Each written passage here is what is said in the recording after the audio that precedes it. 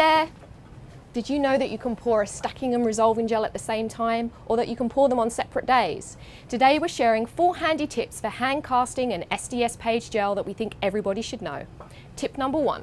If you're using water as an overlay solution, use the needle and syringe and an even rate of delivery to prevent mixing. Tip number 2. If you're using alcohol as an overlay, do not allow it to sit on the gel for more than an hour, or dehydration will occur at the top of the gel. Tip number 3.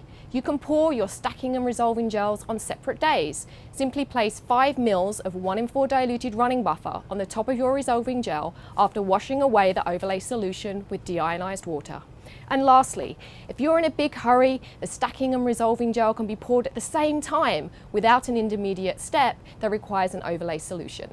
Just recalculate your gel casting recipe so resolving gel contains 25% weight for volume glycerol, and magically, the resulting difference in density between the two solutions prevent mixing if the stacking is carefully poured on top of the resolving gel solution.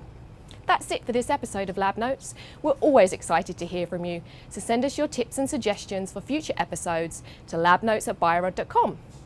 And don't forget to subscribe to our Bio-Rad YouTube channel for more tips and tricks, such as how to keep your gels from leaking. Better pour this gel before lunch.